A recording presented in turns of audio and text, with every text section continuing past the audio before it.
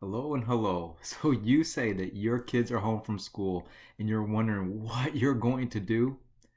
Coronavirus has shut everything down. Kids are at home right now, running all over the place, and it may be like foreign territory for you to have your children home during the day. So I thought I would throw out a few ideas so that you could know what to do with your kids while schools are shut down.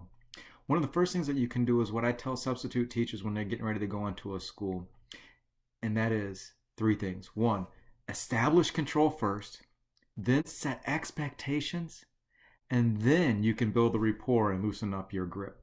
So many times, substitute teachers get ran out of schools because they come in trying to be nice and friendly before they set up any boundaries. You can always get nicer. I repeat, you can always get nicer and you can always loosen up boundaries. However, it's very hard to establish boundaries after there hasn't been any from the beginning. So perhaps this week or this month or however long it may take, uh, maybe one of the first things that you could do is to try to set some boundaries, and they need to be firm, fair, and you must practice consistency. If you're inconsistent, it'll be harder over the next days and the weeks for you. For you, what are you expecting them to do and exactly what does it look like must be communicated to them. If you leave it up to them to try to figure out what it is that you're asking for and how it's supposed to look, I promise you, it's going to be frustrating and they won't meet your expectations or your standards. Now, don't worry, you got this. I believe in you. You are a parent. You're a parent. The roles aren't reversed. You're not the child and you're not on their demand. Now, I recognize this may be new to some of you and very difficult to establish, but have faith. Trust in your abilities to get it done. Most importantly, you're going to want to lean on God for a little bit of His wisdom. Probably a lot of His wisdom as you're going through this. Now, develop a plan first and then communicate it with your child. You may be wondering, what do boundaries even look like? Now, that's a great question. They look like timelines and schedules, do's and don'ts, when things need to be done and how they need to be done, and things like that. Now, here's a few ideas that you could look at just to help you set up your own. You got to build your own boundaries. I can't do that for you, but this is a couple templates that maybe you could think about as you consider. Are there chores that need to be done? And when do they need to be done? It seems they're going to be home all day. They're going to be making a mess. So, what are you expecting from them? If they eat breakfast, do they have to clean up after themselves? And do they have to wash their own dish? I say yes.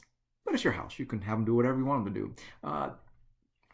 Do they need to do certain things by a certain time? Like, do they have to make their bed? And if they make their bed, what time does it need to be made by? You don't want them going, at 7 p.m. saying, "Oh, I was going to go make my bed right now." So what are those things that you want them to do?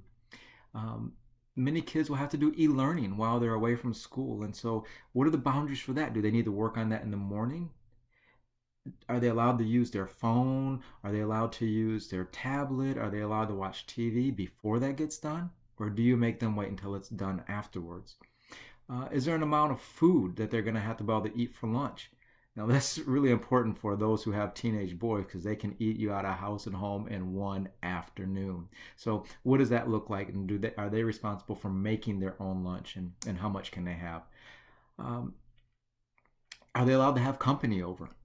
If you're going to be home or if you're not going to be home, there needs to be some clear boundaries about company and how many people can come and who can't come and are they allowed to go somewhere and those types of things. And so establish that in the beginning.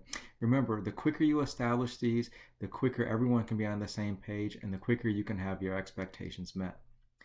Now, there should be clear parameters about what happens if expectations are not met. I mean, let's face it, you have kids and they're going to fall short several times. And so, one of the problems that many parents find themselves getting into is inconsistencies.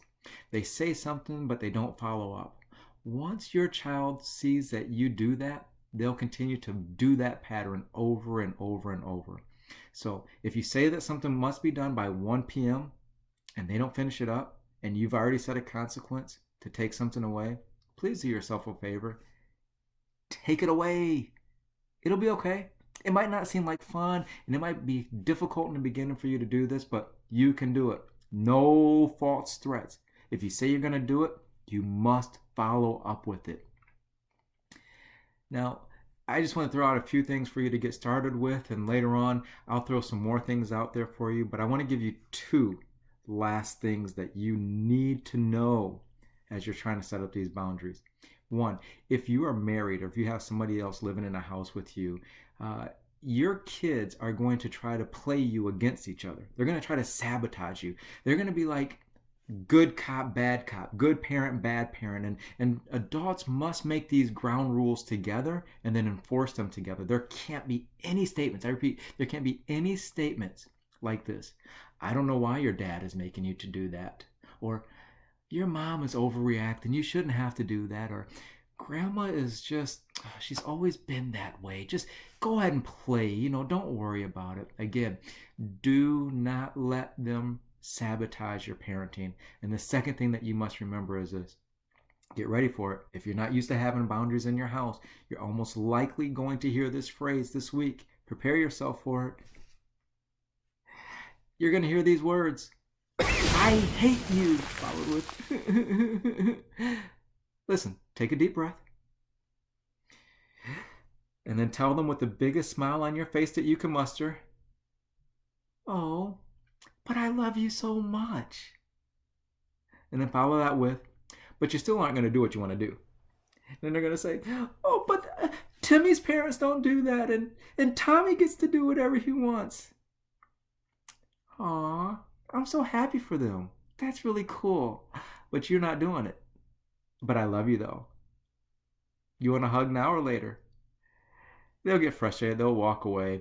They might even try to slam the door. Now you need to determine, is that okay or not okay? I'm not going to get in your business, but you do what you need to do. But God bless you as you take this adventure. I have faith in you.